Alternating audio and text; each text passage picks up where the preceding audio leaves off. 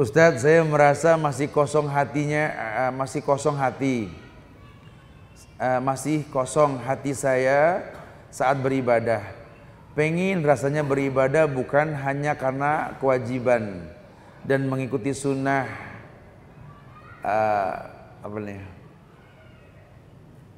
dan perintah Allah. Saya belum ikhlas beribadah 100%. Bagaimana caranya? Orang yang beribadah bukan berarti orang yang tidak lagi belajar mengenal zat yang dia ibadahi. Sehingga jangan kita beranggapan kalau kita sudah sholat kita nggak perlu lagi belajar dari pertama bagaimana cara takbir. Bahkan kalau perlu terus diulang dan dicari. Itu yang namanya muhasabah. Jadi kalau sampai kita sudah sholat karena Allah dan kita yakin Tuhan kita Allah maka kita sholat, bukan berarti kita nggak belajar tauhid lagi gitu loh. Terus perdalam sampai betul-betul kita yakin bahwa memang ini ala lillahi dinul kholis tadi. Benar ya. Ini agama, ini sholat, ini kalau nggak ikhlas nih, aduh, betul-betul memang lain rasanya. Wajar kalau ada ayat yang mengatakan kul inna sholati wa nusuki wa mahyaya wa mamati lillahi rabbil alamin la syarika lahu dan seterusnya. Katakannya Muhammad, sesungguhnya sholatku, sembelihanku, hidupku, matiku. Sholat dan sembelihan dikedepankan. Kenapa? Seakan-akan hidupmu, matimu tidak berharga tanpa dua hal tadi. Bukankah sholatmu untuk Allah? Bukankah sembelihanmu untuk Allah?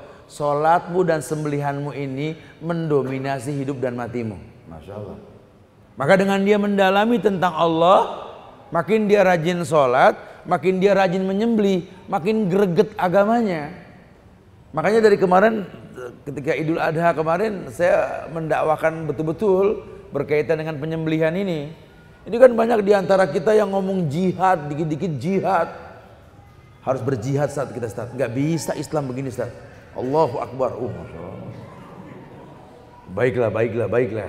Kita akan bicara jihad insya Allah setelah Idul Adha. Sekarang kita pikirkan bagaimana penyembelihan nih. Baik Ustaz, insya Allah Ustaz. Siapa yang bisa bantu motong? Ana enggak gimana? Antum ngomong jihad motong gak takut gimana coba? Ana berani yang lain tat motong tar dulu Ustaz. Tuh. Ini jangan-jangan yang begini megang jihad, megang golok begini kali. Mana musuh tat gitu ya.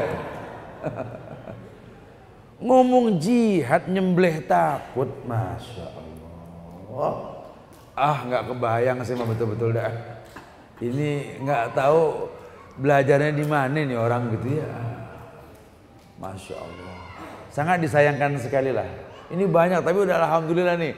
Akhirnya pada berpikir, iya juga ya. Kita mau jihad di medan tempur melawan musuh, melawan orang-orang Yahudi, Bani Israel itu. Gede-gede itu orangnya. Motong takut gimana coba? Subhanallah. Ya susah. Jangan ngelongkap, agama jangan dilongkap. Nanti nggak enak dilihatnya ya. Jangan paksa ini buah matang karbitan walaupun warnanya sama, beda rasanya. Agama juga begitu. Kalau dilongkap-longkap beda rasanya nanti.